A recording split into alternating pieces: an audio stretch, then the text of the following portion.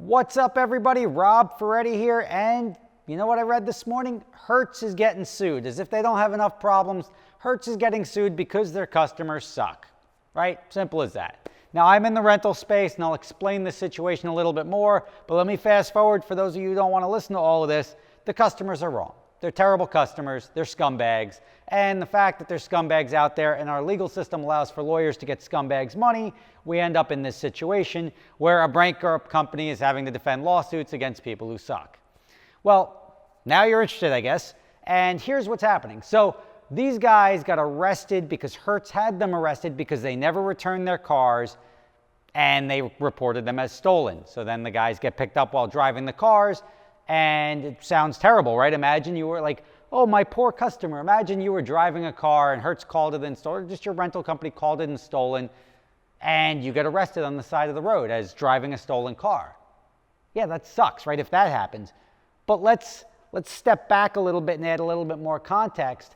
Imagine you had a car, you rented it for 3 days, and 30 days later you haven't returned it. And you're not answering phone calls, you're ignoring the company, they have no money from you, you've effectively stolen their car. And now they're saying they stole my car, and there's a law, or there's at least, when you could steal a rental car just by not returning it, right? That's called conversion. And that's why these attorneys are like, oh, it's conversion. It changes when you disable the tracker on the car or something like that. If you disable the GPS, you can report it stolen. That is actual theft. If you're not responsive, if you're not answering the rental company, if the car hasn't been returned, if they sent you a letter, now it's theft. What the attorneys are saying is that Hertz's tracking system wasn't any good, so it wasn't actually disabled by the customer. So these poor victims that didn't return their rental cars, didn't pay for them, kept them 30 days after their rental, were just innocent people that are out there just driving along and, oh, I forgot to, you know what? It just slipped my mind and I had to bring this back a month ago. And they're using that, like, there's a good chance that they did disable the trackers. They had every intention of stealing the cars. They stole the cars, then they got arrested, and now they're going to benefit from it. And that's why you suck. Not you, but if you were one of those people that would do something like that, you're a terrible person. And the fact that we have attorneys in this world that will go in front of companies and go after big companies for this stuff is astonishing to me.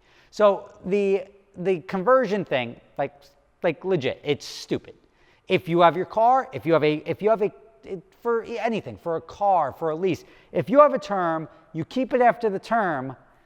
Yeah, either have to keep paying for it. If somebody rents a car for a day and they keep it for 30 days, but they say, yeah, just charge my card. I want to extend. That's fine.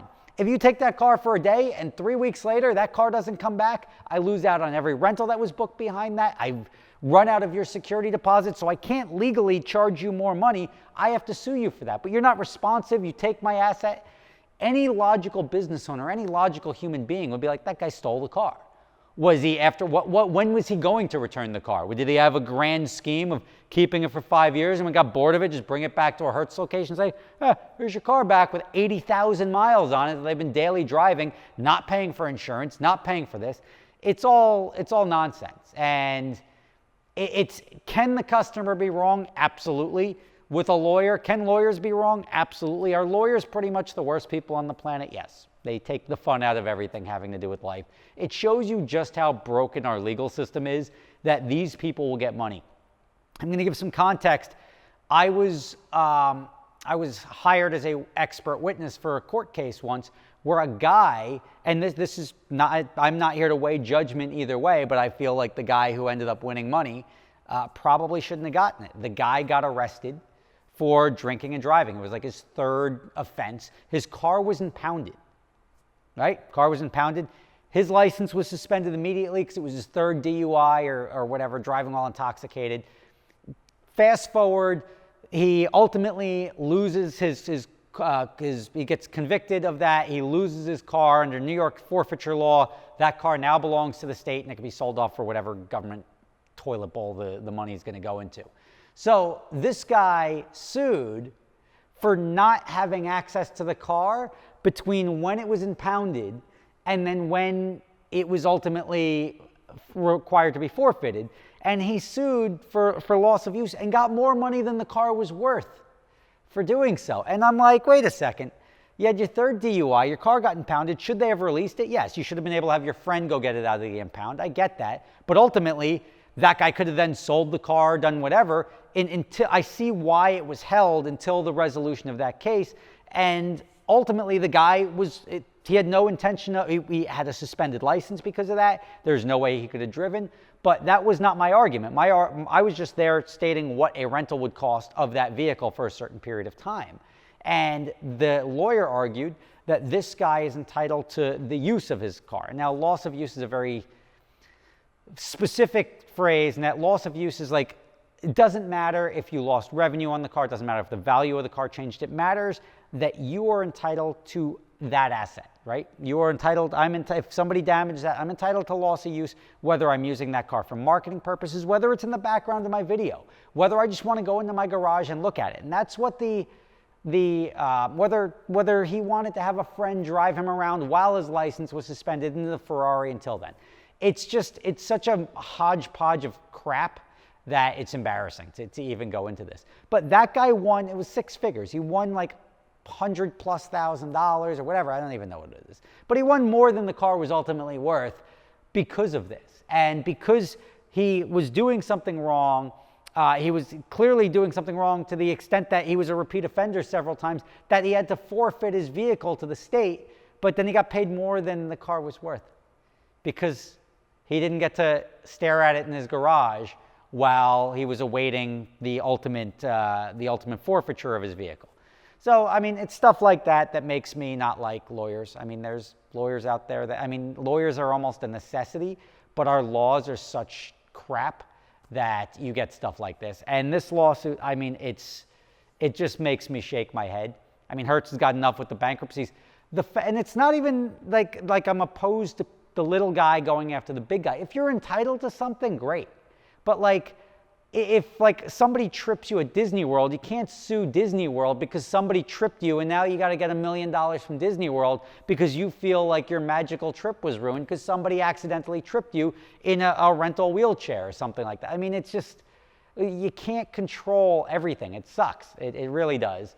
But yeah, we'll see what happens. Hertz also has to sell according to their bankruptcy or whatever it is, they have to sell $182,000 in the next 12 months. 182,000 cars in the next 12 months. That's a lot.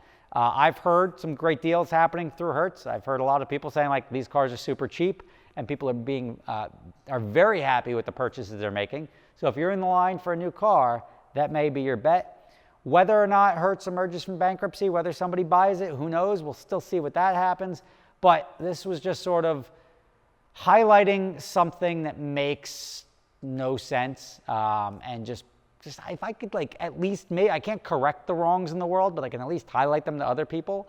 And maybe somebody's like, oh shit, I got arrested for not returning my Hertz car, and they had me arrested 6 months later. But you're a terrible person. I'm sorry. There's no way about that. Don't do that. If you want something, and you're not entitled to anything. If you want something, you pay for it. If you pay for it, you can do whatever you want with it. If you want to take a car and smash it into the wall and let your insurance, as long as you're insured or you're willing to write a check to the insurance or to the rental company, you can go, you want to set my Ferrari on fire. Knock yourself out. I'm going to make a claim through your insurance and you're going to pay me for whatever it's worth. That's part of what rich people do. The Dubai guy that'll drive on two wheels, roll the thing over, write you a check and move on. And I mean, I had that on Gumball. The guy on Gumball crashed my DB9 when I told him not to take it on the track. Took it on the track, crashed it at the track. Next thing you know, he wrote a check for the value of the car. And that's just what happens. So if you want to be that guy and you can afford to be that guy, go ahead. But being that guy doesn't make you a good person.